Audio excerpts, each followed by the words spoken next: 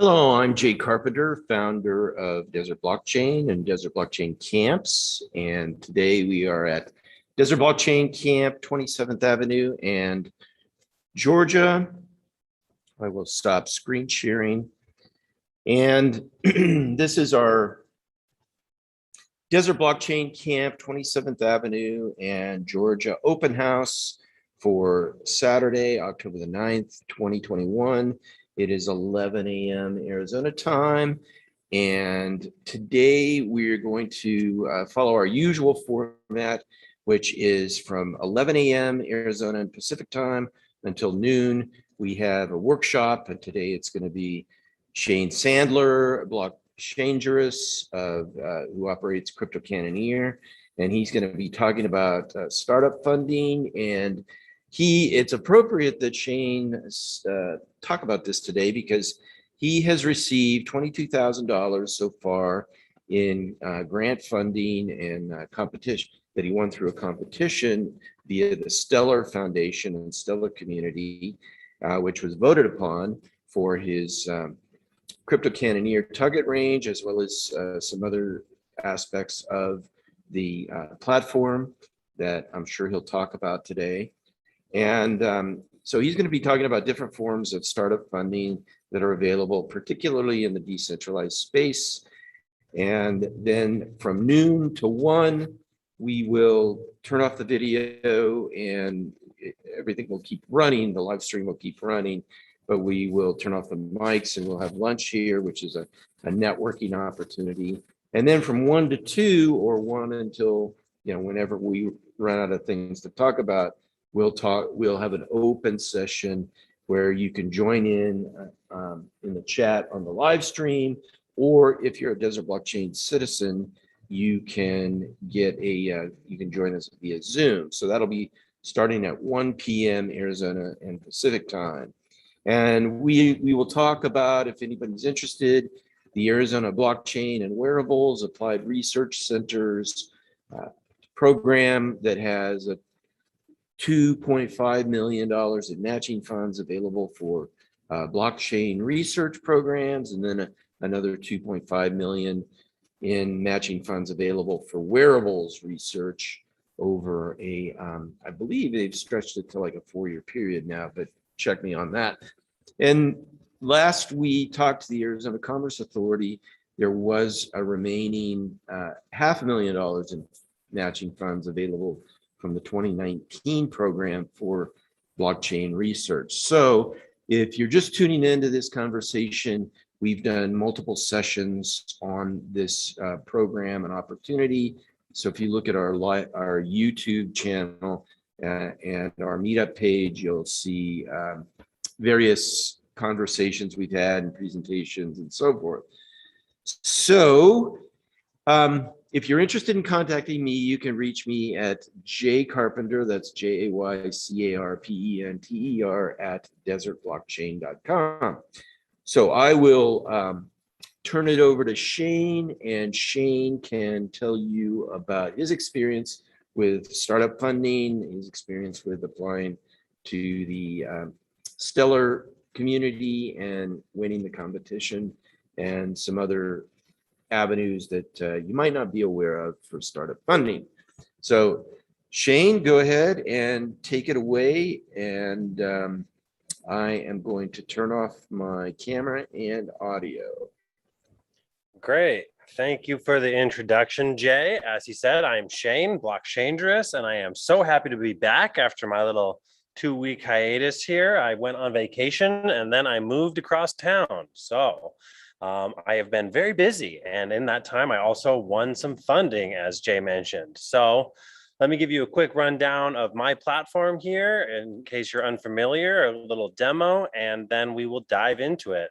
So CryptoCannoneer here is a live stream shooting gallery game. So we've got basically a potato cannon here that can shoot tennis balls right here live in our warehouse. And this is real. This isn't any sort of CGI or anything. This all works in real life. And there's also a water gun here. Anyone can log in to the Telegram group at any time and control these turrets from anywhere. So please feel free to hop on sometime and give it a try. So this is a good way to lead into our talk about funding. So the way that I have gotten most of the funding for this has been through hackathons. And so when we're talking about startup funding, there's a few ways to go about it. I mean, obviously there's really an infinite amount of ways to go about trying to get funded for your new blockchain idea or your startups in general. But I'm going to focus on 3 different things today, those being hackathons, grants, and ICOs. So we'll go ahead and dive into that right now. So I'm going to go ahead and share my screen here so you can see what I'm looking at. And here we go. So I've been fortunate enough that just recently I found out that I placed 3rd place and 6th place in the Stellar Community Fund, the most recent round here. And so the Stellar Community Fund is a really cool kind of development incubation program. Basically, the Stellar Development Foundation, which is the nonprofit that runs, well, they don't even run the Stellar network. They just really promote the growth of the Stellar network. They have set aside 12 million lumens a year, which they distribute quarterly. So 3 million lumens every quarter to anybody who's building on Stellar. So they have basically the Stellar Community Fund every 3 months, where they give away 3 million lumens to the projects that get voted the highest by the Stellar community.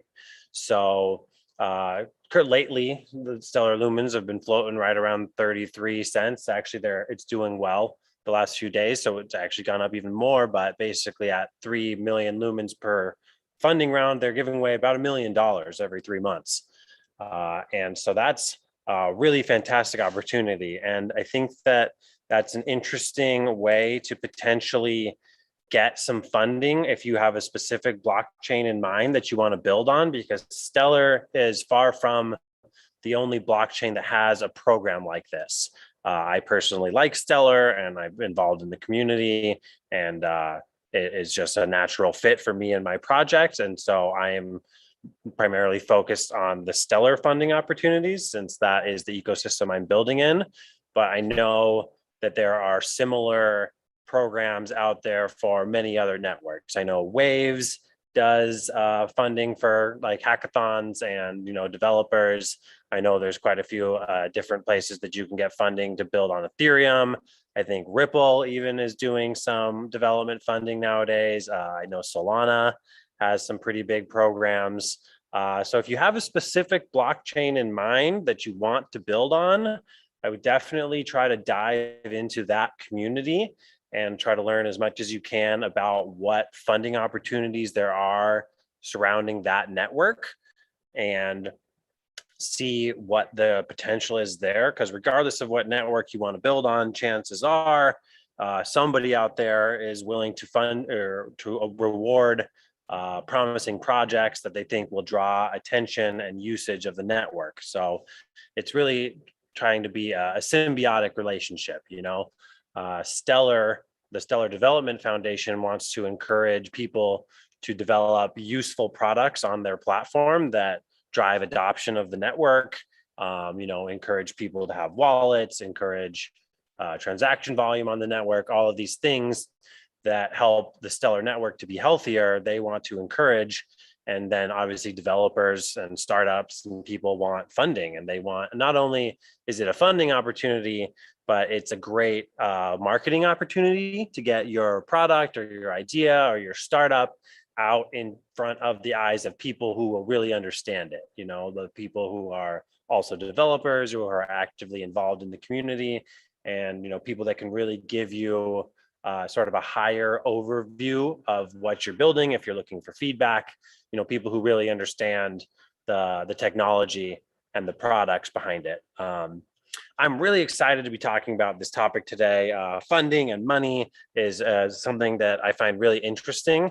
And I think that that is sort of a unique area that I'm in because a lot of developers and software programmers aren't as into the money side, the speculation side, a lot of those things. You're going to find a lot of the times in the cryptocurrency community, there's sort of a divide between the people who are just trying to trade and speculate and make money and the people who are actively interested in the technology and software development and the actual potential of networks and what some of these technologies can accomplish.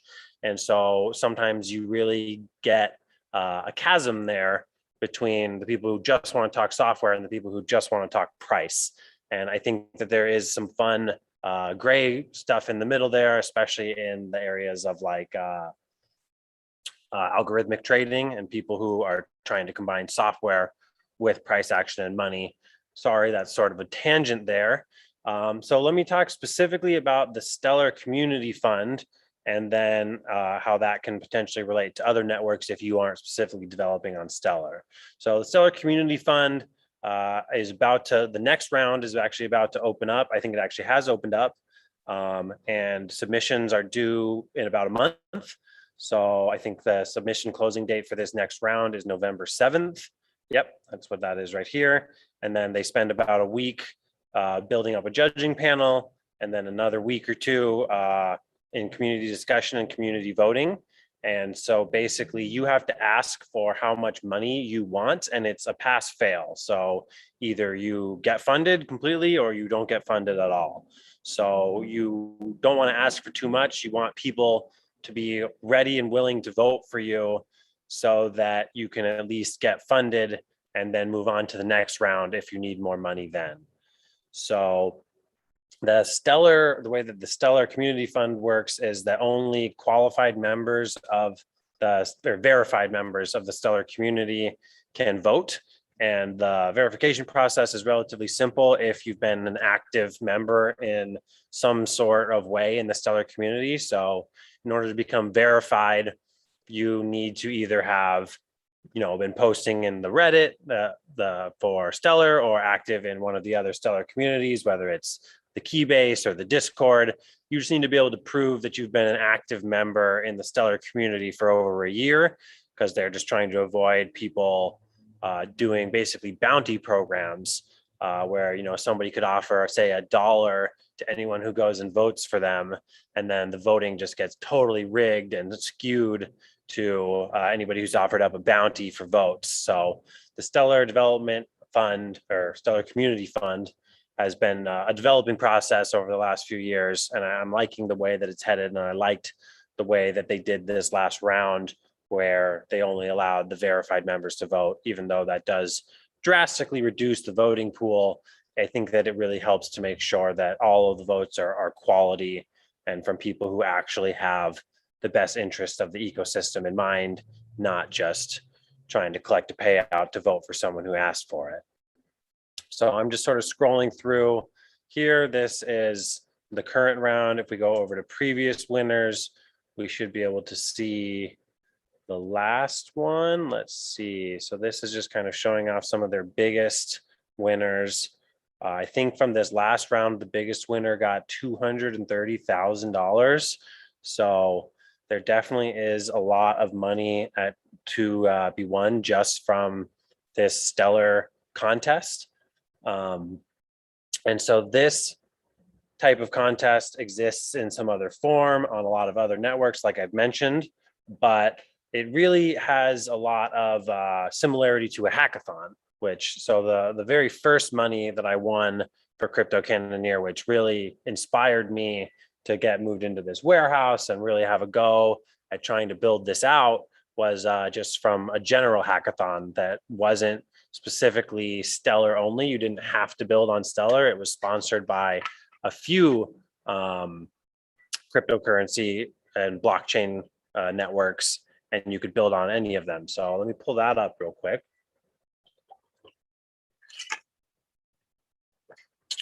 Sorry, I gotta reduce my window size here. We're good. So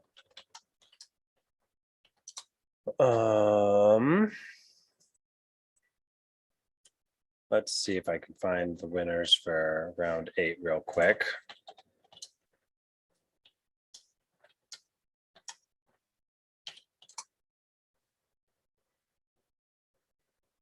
Okay, winners of SCF 8. Here's the Medium post. So yeah, Rabbit won, and that's great. They're a super cool MetaMask type extension for Stellar, basically a wallet.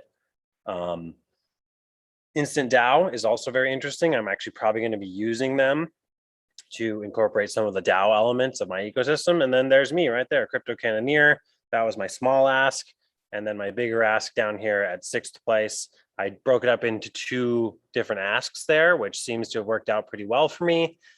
Because like I said, it's pass fail. You either get everything or you get nothing. And so people, if your budget ask is too high, then people aren't going to vote for you. But there are some big winners in here. Stellar, the PHP SDK got 225 grand. ArunePay got 236 grand. So yeah, there's some very big winners in here. When there's $1 million up for grabs, they just they fund the projects in order of who got the most votes until they run out of money. And so that is SCF. But anyways, so that SCF does have a lot of similarities to other hackathons, which, you know, they're contests. You are competing against all the other developers. So, you know, it's very much up to the luck of the draw as far as who else is competing for the same prize pool.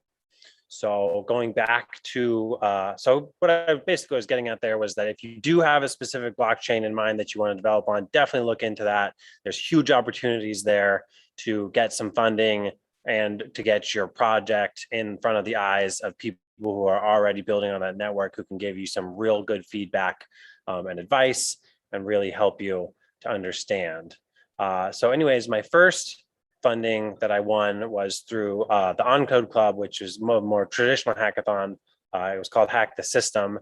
And this will actually lead me into how I find hackathons now. So this site DevPost is really useful if you want to try to find hackathons that you might be interested in. So especially if you don't have a specific, let's see, ended.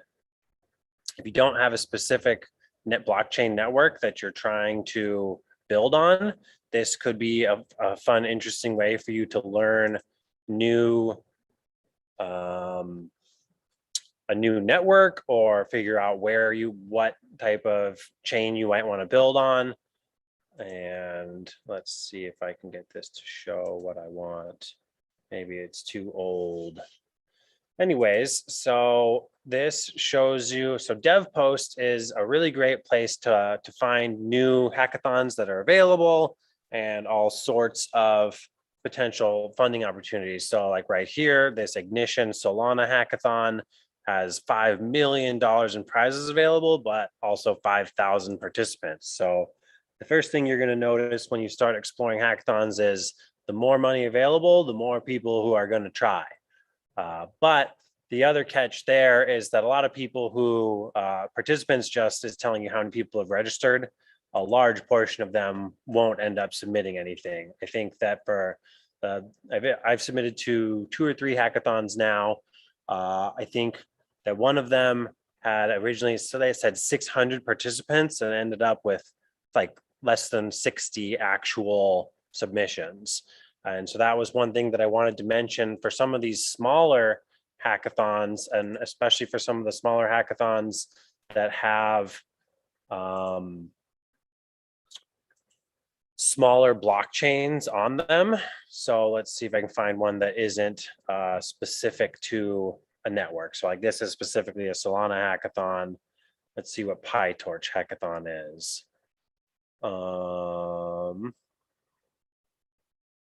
So I'm not sure what PyTorch is, but if you scroll down to prizes, you can usually see what is going on as far as what you need to build and what is required. And so what I was basically saying was some of these other hackathons that I entered, they might have had 6 to 10 blockchain sponsors. So they might have had a few bigger networks like Stellar as or like Polkadot as like the primary sponsor. And then there might have been smaller networks that were smaller sponsors who might not have any entries to their specific categories in the hackathon. So for example, a couple of the hackathons that I entered, there was only 30 or so projects that entered overall. And then for some of the smaller prizes, which, they might have been 500 or even up to like $1,500, they might have only had 1 or 2 entrants. So there is a huge opportunity there for really small early stage startups to sort of whip together a demo, or some of these even accept just a white paper, just a product concept. If you just come up with a good idea and there aren't a lot of other applicants or entrants, you might be able to win a grand, which, depending on the scale of your project and what you need to do, might be enough to get you started, or to hire some help, or just to cover some overhead, just to try to help you with, the really initial early stage startup costs. Some of these smaller hackathons and the smaller prizes within some of the more like medium-sized hackathons, you might be able to find some really choice opportunities where there isn't a lot of competition. Like, I'm surprised right here to see a $2.5 million prize pool with only 600 participants, because from what I've noticed, a lot of these hackathons end up with less than 20% of the participants actually submitting a project. And I don't know, what percentage of those projects are actually eligible or meet the criteria or really have a chance of winning. But I'd say that, in a 600 participant hackathon, you might only be competing with 30 other projects. So that could be a huge opportunity to maybe pick up one of these smaller prize pools, because as you can see here, there looks like over 20 different categories here. Like, I'm looking at this and thinking, do I want to learn some CeeLo here and try to submit something and just snag a little bit of this funding? And some of them too, they don't require you to build specifically on a blockchain.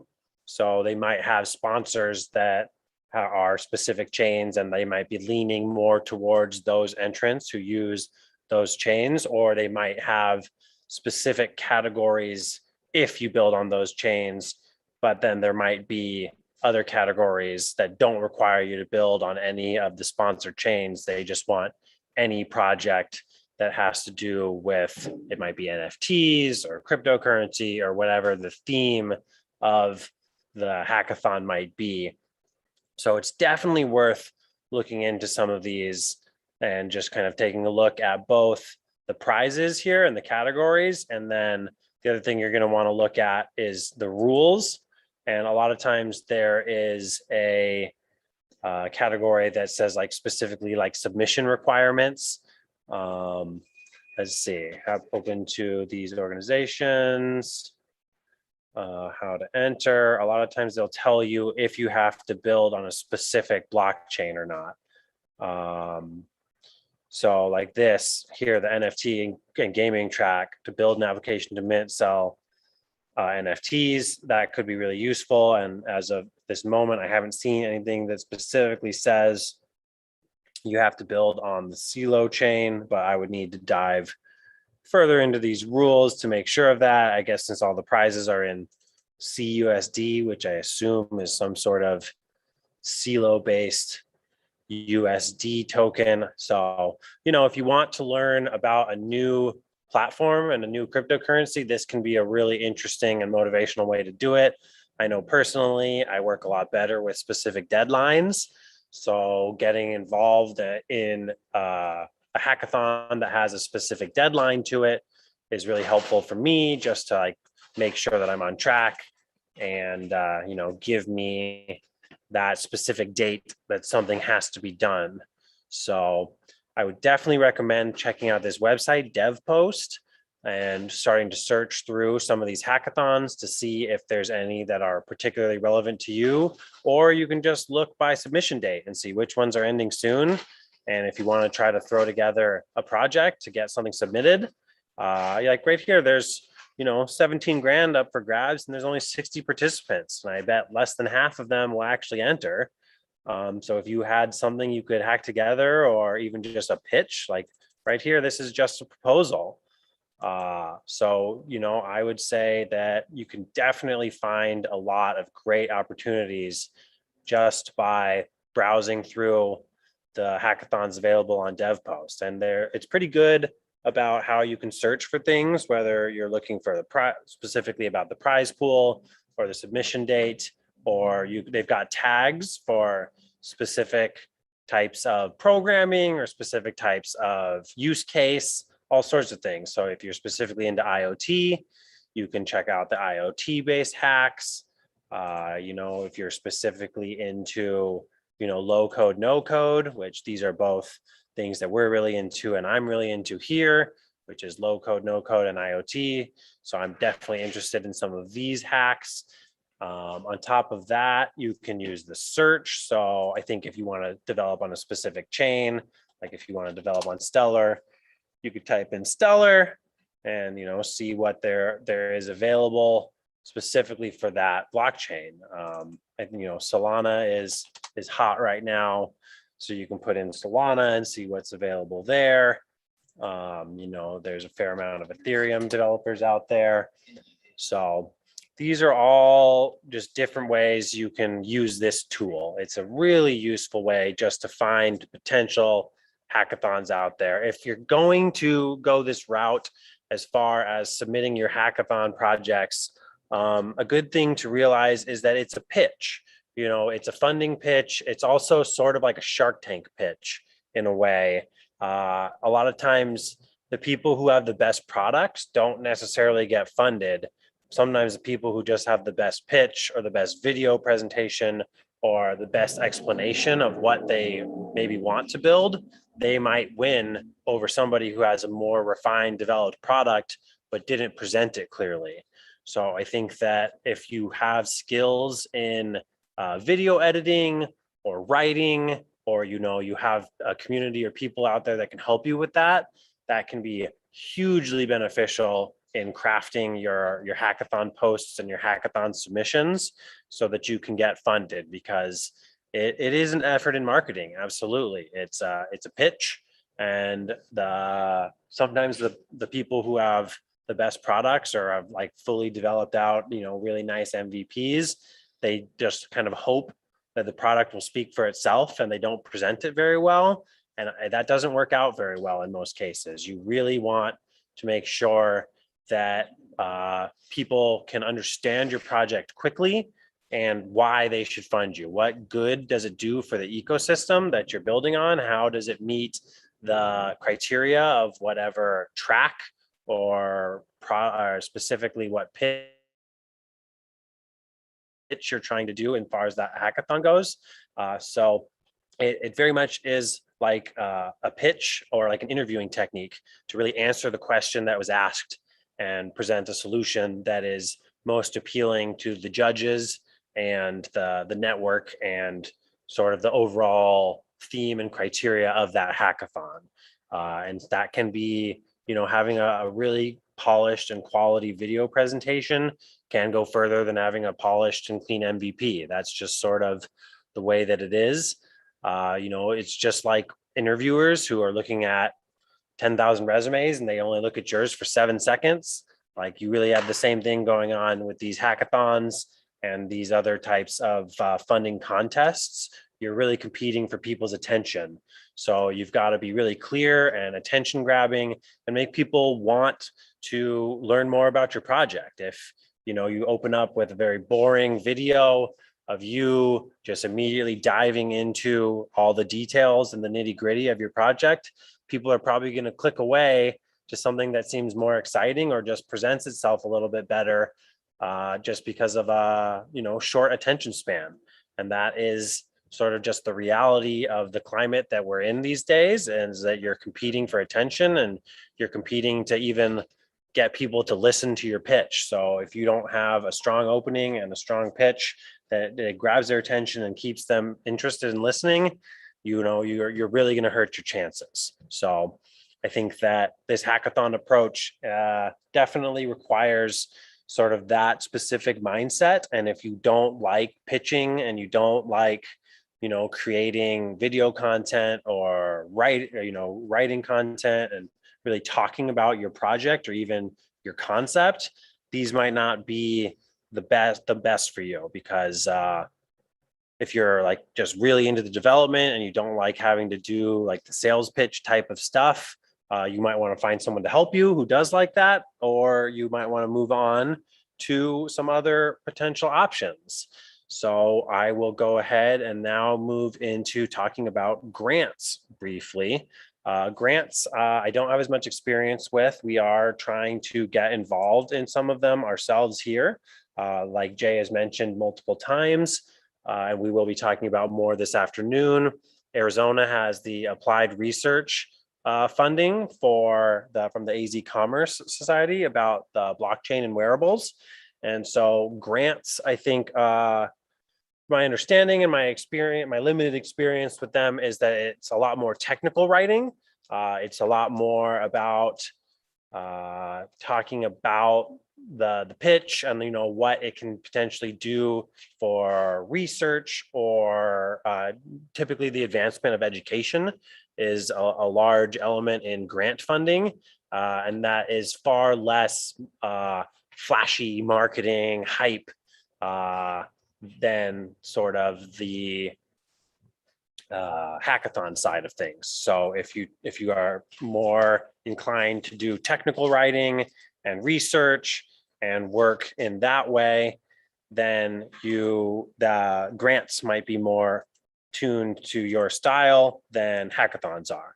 So I think that that's an important distinction there. But also grants, I think they often have a lot more harsh and strict rules about what the funding can be used for, and they expect you to actually use your funding in the ways that you've described. And a lot of times I think that they will only disperse small amounts so that you continue to prove that you're using the funding the way that you said you would, versus hackathons are usually a lot more open-ended. You can say you're going to do something and get funded, and you can do something completely different if you want. There are typically very few stipulations and rules on what you do with the actual funds that you win from a hackathon. Obviously, I think that if you want to maintain a high level of integrity and get funded by the same community again and build, a strong presence and trust with the people who vote in these types of hackathons and things, you definitely want to use the money that you earned for what you said you were going to. But a lot of times the hackathons are a lot more flexible in that way than the grants are. And grants, I think, are going to be a lot more specific to your jurisdiction and your local area. So like we've been talking about, the grants that are available here specifically in Arizona, they specifically require all of that money to be spent in Arizona. So that is very localized and specific to this region. And I imagine other states, other countries, other regions all have different types of grant programs that they're trying to use to incentivize whatever they might want in their region, whether they're trying to push technological development or, research funding or whatever it is that the state or region is trying to basically incentivize, might be where their grants are more focused. So those get a lot more specific and more local, versus hackathons are often borderless. You can apply as long as you aren't in a restricted region, you can be from any state, or oftentimes you can be from most countries and be able to apply to a hackathon, especially ones that are run by sort of like stateless cryptocurrency blockchain networks that are borderless and across, much more diverse and large geographic areas. So those are some of the sort of the details and stipulations there. I think that if you're trying to get specifically startup funding, like small quantities, I definitely think that hackathons are an easier route. They're usually a lot quicker. They have faster voting and like disbursement periods. quicker review. They have a specific schedule versus a lot of times these grants are more open-ended, and you might submit an application and then be waiting for weeks to try to get through the process and get through all that.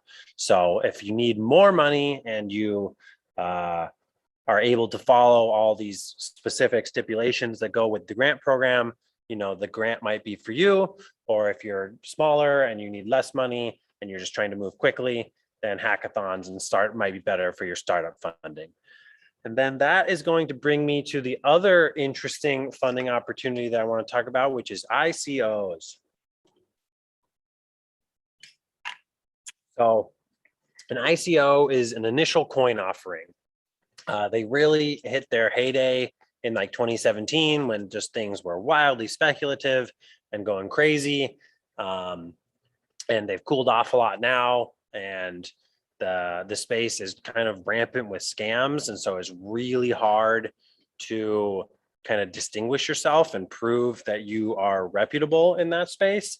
And then there are also a lot of complexities with the legality of ICOs, depending on your region and what specifically your project is that you're building. I am obsessed with ICOs and crowdfunding and these types of opportunities. I could spend hours talking about tokenomics and different ways to design a token for a token sale, but I'll try to keep the condensed version going today. So an ICO generally it's your initial coin offering. So basically someone has decided they're going to sell some tokens for their project to try to raise funds. So I actually used to create videos for crowdfunding opportunities. This was kind of before cryptocurrency. This was for more like the GoFundMe and forgot the other big crowdfund Kickstarter. So those types of crowdfunding campaigns back in the early 2010s, when those were getting real popular and really getting started, I got really into the crowdfunding space. And so in traditional crowdfunding, typically it was like pre-ordering a product. If somebody's trying to do a new product launch and they maybe need a $10,000 minimum order or $50,000 minimum to create the tooling they need so that they can manufacture their product at scale. So they would basically try to get however many customers they can to pre-order the product, and then they would get the funding that they needed to get started up and actually produce the product. And so cryptocurrency ICOs basically took that same type of crowdfunding model and adapted it to the cryptocurrency world.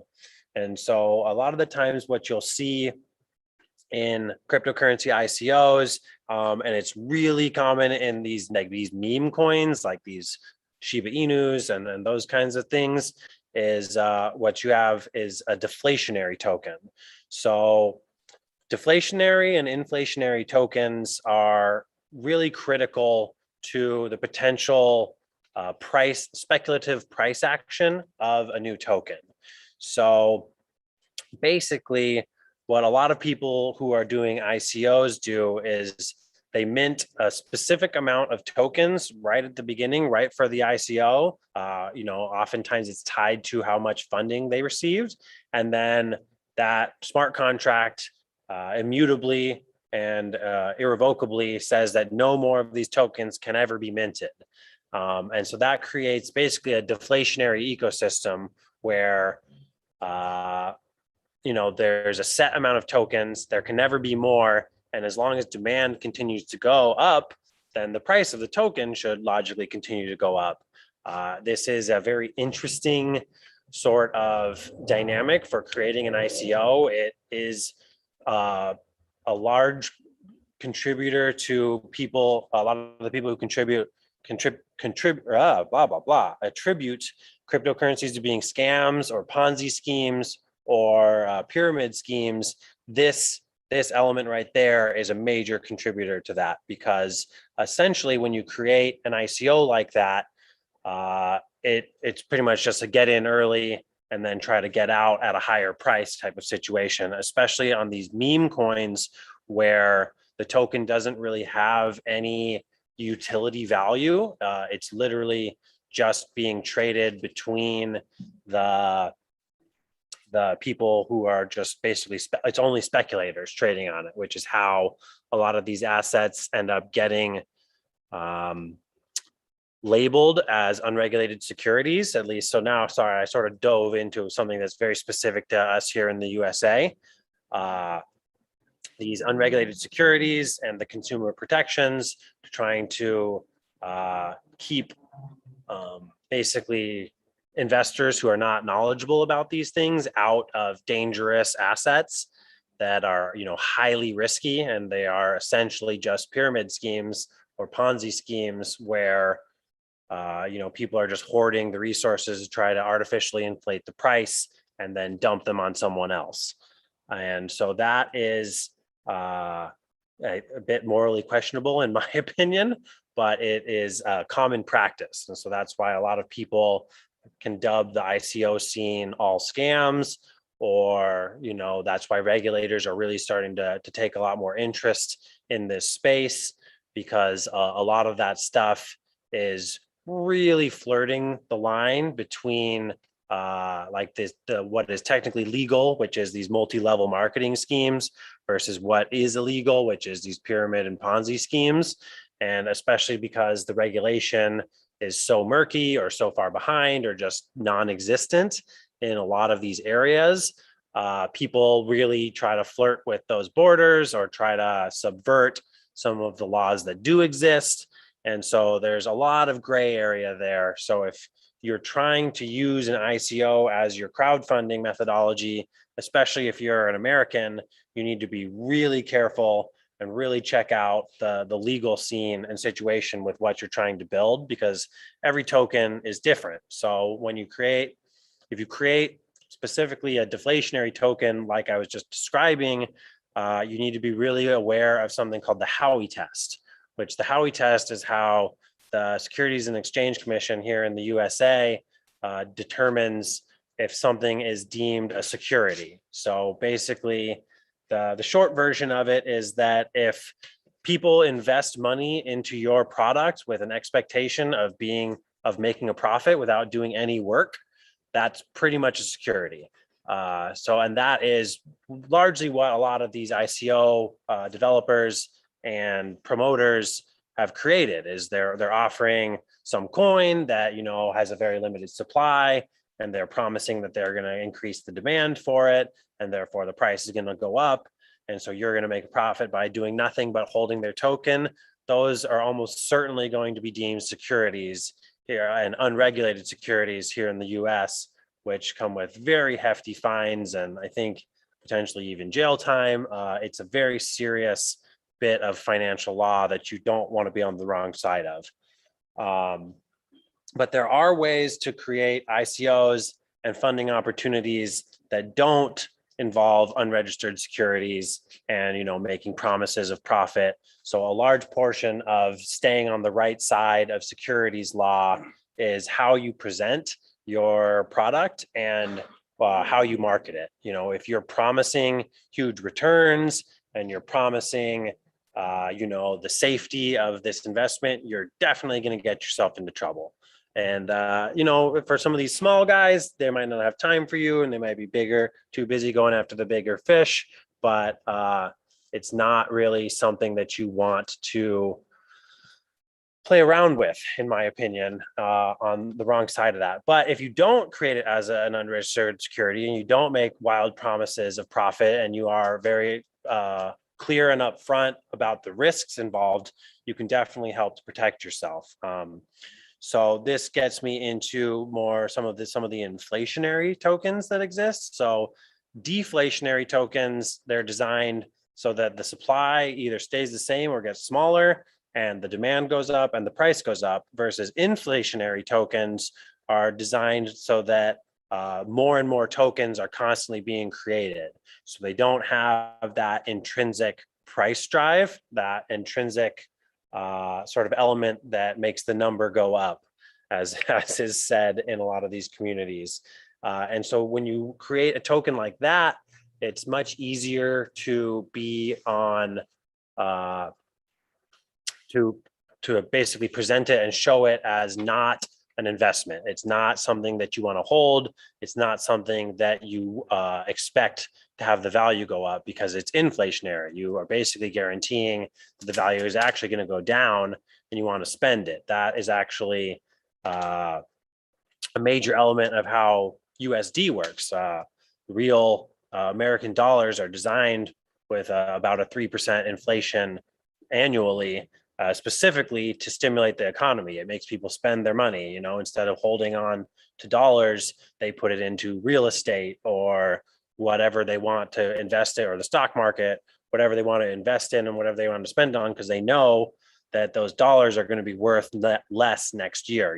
Your dollar has less buying power next year and way less buying power 10 years later. So you want to spend those dollars. And so these types of dynamics and incentive systems between creating inflationary versus deflationary tokens really create a lot of incredible and unique opportunities for how to drive your ecosystem and incentivize your customers and your potential customers and potential clients to use your token in the way that you want. So a lot of these cryptocurrencies are really incentivization systems. Bitcoin is rewarded to miners because they're trying to incentivize people to run the Bitcoin software. And so a lot of these other tokens, the tokenomics behind them are designed specifically to incentivize some sort of action, whether people are trying to incentivize people to hoard and hodl and basically, keep as many tokens off the market as possible so that the small amount of tokens that are actually being trading has exponential rise in price. They can incentivize that by creating a deflationary system with token burns and all sorts of things like that, versus someone like me who wants to create a token specifically designed to be spent.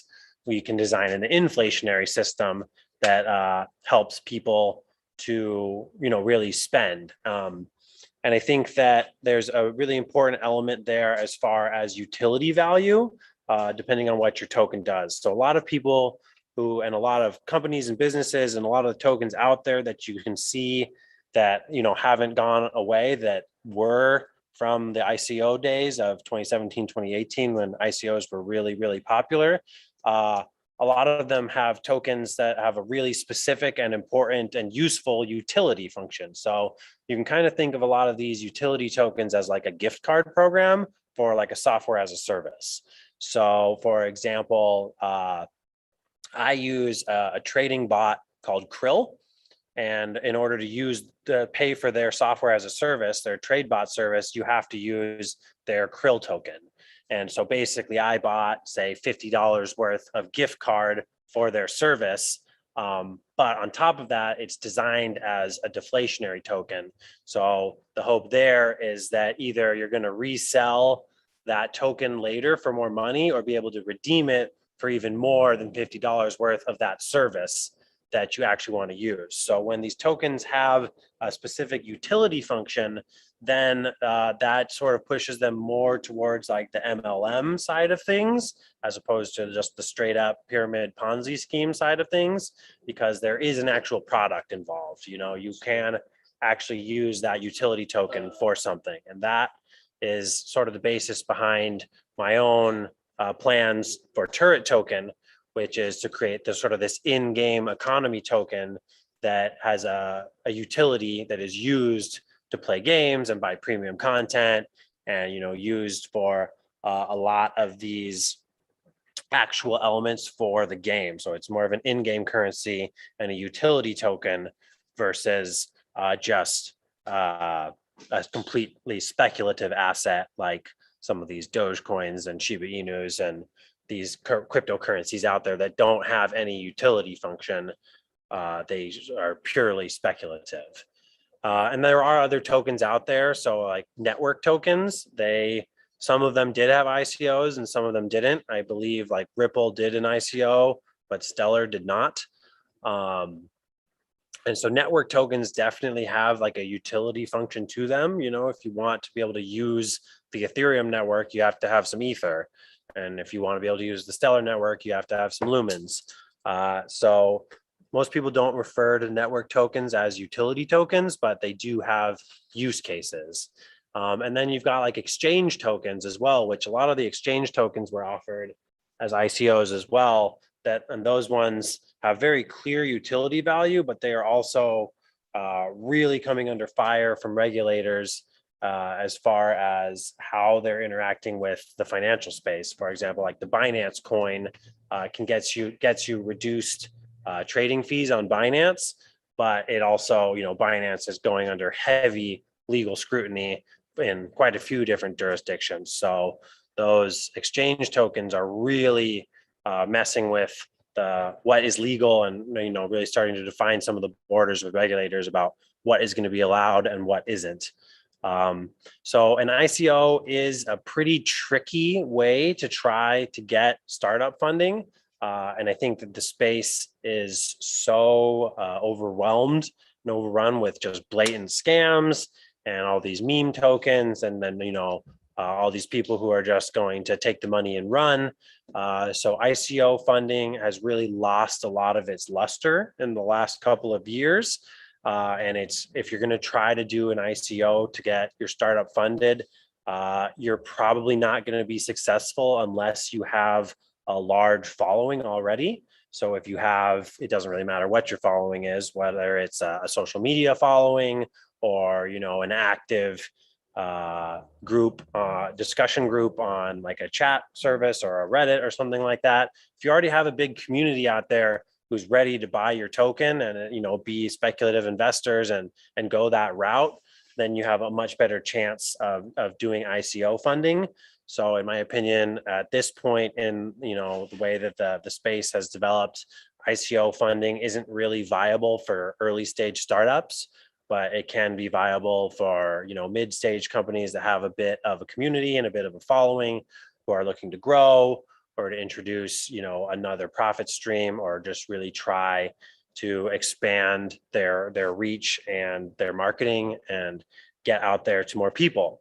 So I think that is my opinion on the ICO funding there. So real quick, that was just kind of me running through the different funding opportunities. If I'm going to give you a conclusion or a summary there, it would be that hackathons are the easiest for early stage startups and getting your first small funding. And then you can move into some of these network specific contests. And then once you've built up a product and a following and you have a community, then you might want to think about doing an ICO or an STO, or, really exploring some of those options that have more complex, legal backgrounds. Then, you're going to need some funding and talk to a lawyer and be specific to your region. So Jay is going to jump in here, and that's all I had for you today. Screen share. Yeah. So we can see it. Sorry about that. I was on a rant there and not paying attention to my screen share. There we go. Okay, cool. All right, I'm kind of, and you can scoot in, Shane. So it's, I'm talking in Shane's camera because we're in the same space and we can't really have two channels going here. But one thing I would like to say about the ICO is that the ICOs that have happened, you are basically doing your fundraise and your exit at the same time. So I am not aware of a single project that's had like a buyout after they did an ICO. So effectively, once you float your coins out there, I'm not aware of any other entity that's come in and tried to buy up all the coins and take over a project. So, a lot of startups are looking for an exit, 4 or 5 years down the line after they built up their business. An ICO is going to, in my view, and I'm not an attorney or anything else, but I think that's going to preclude you from doing that. So that's a really, really important point, and kind of pushes the needle towards doing the hackathons or the grants or, these other alternatives that still allow you to keep a conventional entity and eventually sell that entity out to somebody else. So would you concur with that? Yeah, absolutely. I think that we could definitely dedicate a whole session to talking about tokenomics and ICOs and, how these different coins can interact. Because like Jay was saying, and I think that a relevant part of that is that, most times when you do an ICO, they aren't a security token. They aren't a security. They don't represent ownership of your company. So if somebody did want to come try to buy you out or buy out your company, they'd have no reason to buy out all your tokens because they don't represent the ownership of your company. So yeah, like Jay is saying, there are definitely different complexities there depending on what your future plans are. So let's leave it at that for the the fundraising. I do have a question for you, Shane. Have you applied for a funding mechanism like through the Stellar before with any? Is this your first experience with this? Let's see. So I applied to Stellar funding a couple years ago with just like a proposal. I didn't have like a working product then, and didn't get very far because that funding opportunity was specifically looking for like viable products or like MVPs, like a working product. And so then, now I think that my first successful hackathon was back in February. Or maybe it was a little bit later than that, maybe March or May. So yeah, that was my first hackathon win at the beginning of this summer. And then I've gotten involved in the Stellar funding, and that was my first, real big win. And then I applied for 2 other hackathons over the summer that I didn't win. So I do have a bit of experience in the space now over the last about 6 months, as far as hackathons and like blockchain specific funding opportunities. And then you and I are starting to get into some of this grant stuff. Mm-hmm. Cool. So what's your future plans? Do you plan to continue to, do hackathons and grants and so things like that? I'm really enjoying my involvement with the Stellar community. And, now that they've really gotten the Stellar Community Fund kind of dialed in and they're doing it every 3 months, I'm definitely going to keep reapplying to Stellar Community Fund. And then Stellar actually has an even bigger fund specifically for businesses that are operating called the Stellar Seed Fund. And then that allows you to do even bigger asks, I think up to like $1 million to do basically to get them to fund a business that is running. If you're trying to scale something that is proven to work and it has a working product and customers, then you can apply to the Stellar Seed Fund. And so I'm hoping that I can get this product really up and running and really have my ecosystem built out in 6 months or so. So maybe I'll apply to the Stellar Community Fund 2 more times, this next session and the session after. And then I'm hoping that, by summer of next year, we'll be in a place where we can apply to the Stellar Seed Fund. And then, depending on what hackathons I see available, if I can easily sort of shoehorn one of my submissions into a hackathon that I see, or if a hackathon pops up that I'm really interested in and I want to do a little diversion or maybe like a weekend hack or a little project, like a lot of these hackathons, they don't require you to spend weeks developing a product. You could just do a quick little weekend hack and try to get something together, a proof of concept, and submit it. And I would definitely like to do some more of those. I really like some of these smaller projects that are just fun for a little bit.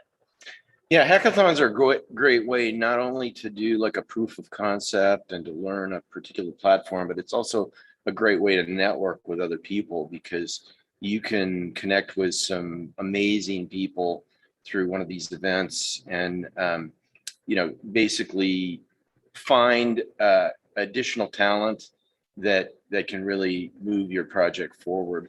One of the projects that's associated with Desert Blockchain is something called Nori, which is a carbon removal trading platform.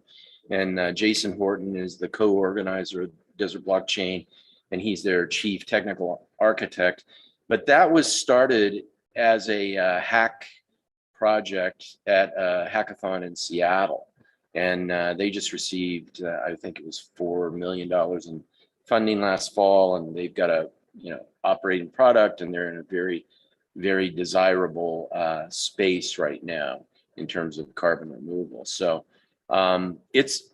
there's multiple benefits to in getting involved in a hackathon, in some of these spaces where you're dealing with a foundation. My last question for you, Shane, is have you received any feedback directly from the Stellar Foundation, or any coaching, any guidance, anything like that that was valuable that you'd like to share? Or Yeah, a little bit. It's mostly directly from Stellar. The communication has been a little bit more limited. Just like, we like your projects, keep up the good work. We're excited to see what you can do. But since the Stellar Community Fund is entirely based on the Stellar community, I've gotten pretty good feedback from some of the people who I assume voted for me in the community funding round.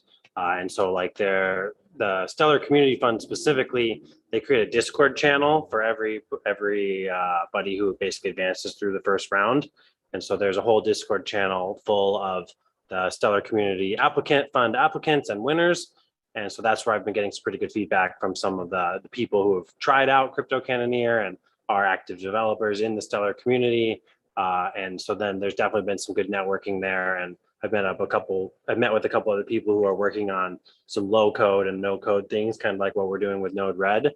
And so we've definitely been exchanging some information and shooting some demos back to each other and giving each other feedback. So yeah, there definitely are opportunities there for networking and just to meet with other people who have skills that can either help you with what you're building, or maybe even fill in some of the gaps for things that you don't know how to build. So yeah, they're really good for that.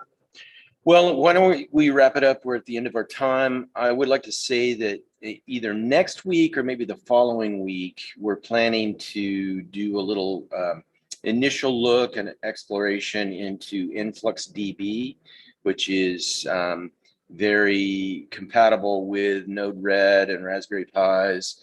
And it is a service that's designed to do time series database functions. So you've got sensors and things like that that are always streaming in data. This is designed to handle that type of data and to do certain functionality. So stay tuned for that. And I thought this was great. I think we could definitely do some follow-up on tokenomics and so forth. We didn't talk about SAFT, and some of the approaches to initial coin offerings and so forth. So very cool. Let me go check the live stream real quick to see if there's any questions in that, and then we'll break for lunch. All right, wonderful. Yeah, please let us know if there's other topics you want to hear about, or if there were specifics in what we've mentioned for future sessions that you're interested in.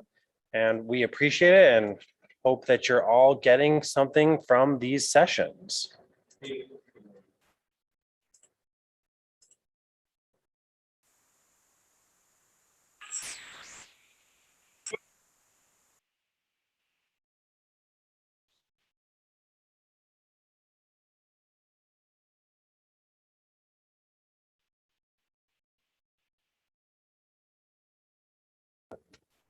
Hey, Ravi. Hey Jay, How are you? good. How are you? Good.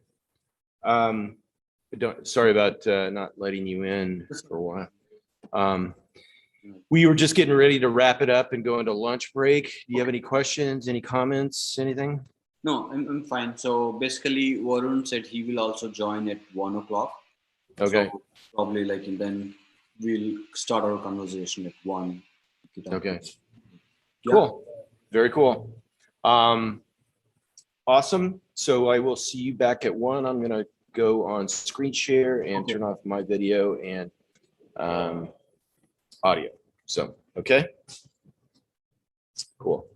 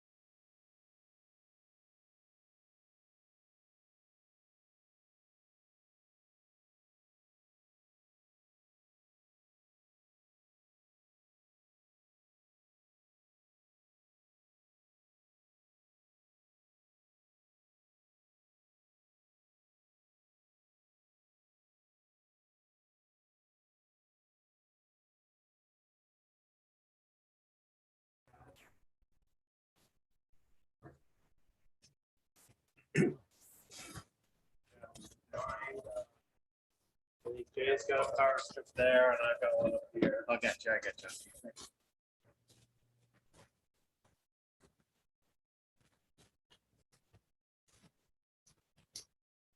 Okay, it is 1 o'clock and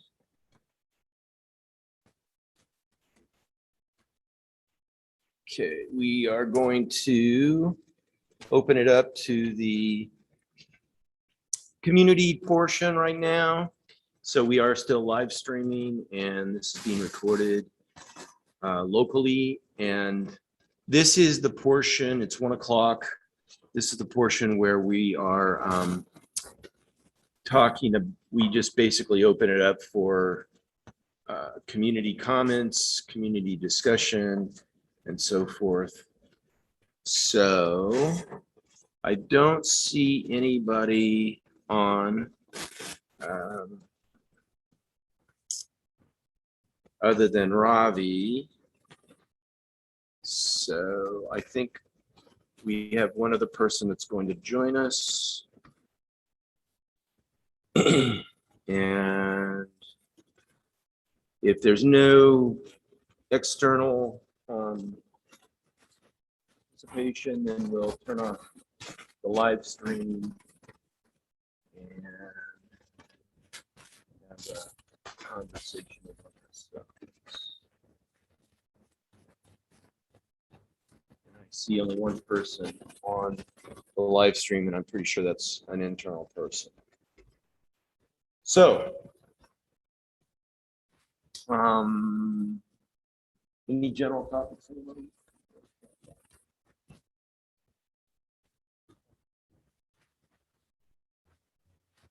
I started to talk to Jay about my favorite ecosystem here and what we want to build out here. Well, I think I'd love to get the opinion of some people that have been coming a few times. So I want to build out sort of a dedicated lounge, classroom, workspace right here. And you know, what is useful? Obviously, workstations would be nice, but chairs. Having a few Raspberry Pis available for people that are going to come in and work on some coding projects. Are there any other questions or requests or things that would make sure that when you guys come in here for these sessions, either make you more comfortable or more productive? What requests do you guys have?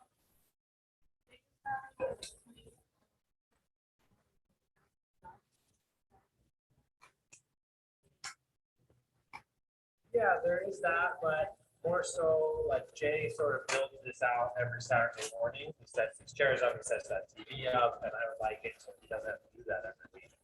So we'll set up a projector screen and maybe like a table or a few desks, so workstations and things that we can kind of leave more permanently set up, even if they only get used on Saturday, but just a more dedicated like sort of classroom educational learning space for these sessions. And I want to clean up this so that it's a better viewing area, it's more fun, it's more engaging. But yeah, I think that the two major aspects there are comfort and ease for eating and drinking and hanging out, and then accessibility and productivity for working. We're live, right? We are live. So, go ahead.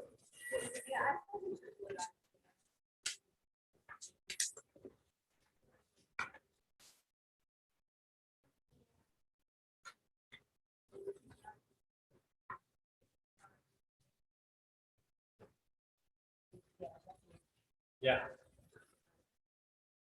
Sure. Do you have any requests? Anything you're seating or tabling or?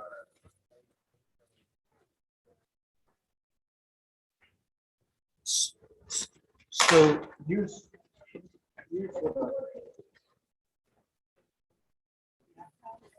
Sure. That's a space coming in your laptop in the workspace. Yeah, we don't really have a dedicated like table desk space for someone to come in and just drop a laptop yet. So with the property, we'll have to be set out. Sure.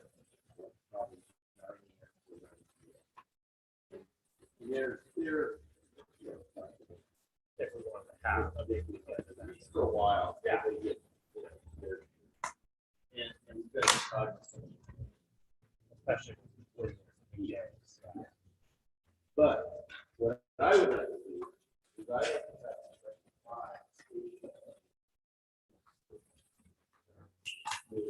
Back to that. no, All facing each other. all these ties, Everyone's facing. Yeah. everything's facing together, so then you can just turn around. Everybody else is a lot of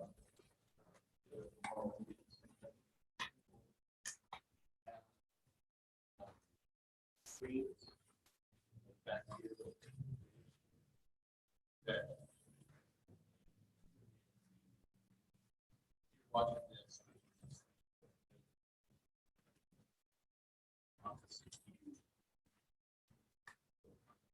Outer cell screen, inner circle.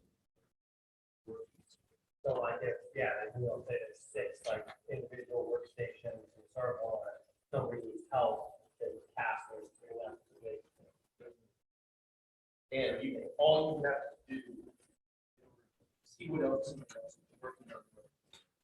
Help somebody turn their chair. Instead of, like when I was teaching, they had these big classrooms, with, like all the screens lined up. And you get out and walk around, see what somebody else is working on. So, Go ahead.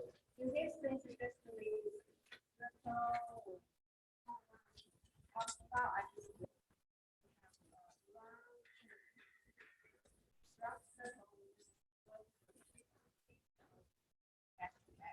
well, I think the key is to have it, really flexible like this.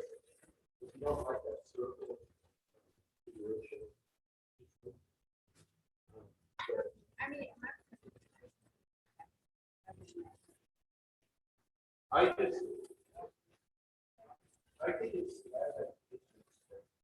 have all three in a circle, so that you turn around. Foster collaboration. Yeah. Yeah. I love it. But I'm not set on that. It's just- Right. Totally. Yeah. We can have sort of like that community office situation. Yeah. Yeah. Well- Styles. We've got a hotspot at the moment. Yeah, hotspots at the moment. I think, well, we could make a proposal to the operator on the other side of that wall to tap in the funnel line. With the hotspot we've got, we've certainly got enough bandwidth to do basic IoT, Raspberry Pi stuff. We're not going to have a LAN parties or doing a bunch of game streaming, but we've certainly got enough to handle IoT needs and basic searches and stuff like that. But yeah, if we want to get more dedicated bandwidth, yeah, we would get a LAN like that. For the foreseeable future, I think we're doing okay with our hotspot situation. We can always double down and get a second one. Yeah. To expand our hotspot out. Yeah.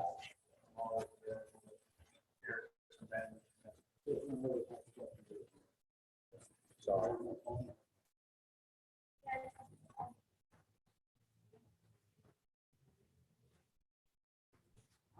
I do. I have unlimited data. We have unlimited hotspot at the moment. Yeah. Sure. Yeah, we can share our unlimited hotspot. Once Tesla's get locked down, we can get a second one or start to talk about the landline. Yeah, so there's a lot of possibilities. We certainly got another router. We have it with the network in here. So I think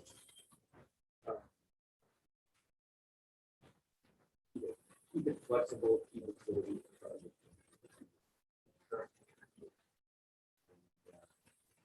And then obviously, Well,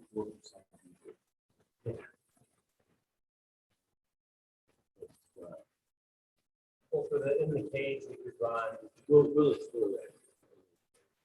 We don't want to just run a cat client off of our router and have another little router inside the cage.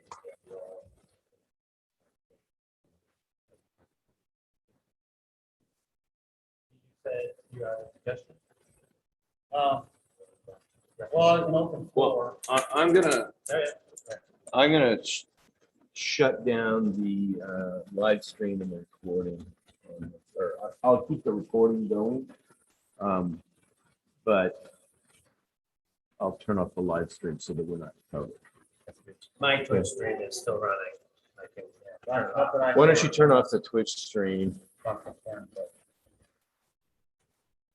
So, Catch up next week or like, yeah. no, I'm not gonna turn off the Zoom, Robbie. Okay. I'm just saying, I'm gonna turn off the live stream so we're not public. Okay. Okay. And then we're still recording internally. Yeah, just mute your Twitch stream and we'll be fine. Okay. So for those of you on the live stream, thanks for tuning in. We have these every Saturday, at least through the month of October. And we will resume next Saturday from 11 a.m. till as late as 2 p.m. But sometimes we end early when we don't have folks from the outside chatting. So thank you for your time and attention, and feel free to contact me, Jay Carpenter, JayCarpenter, all one word, at desertblockchain.com.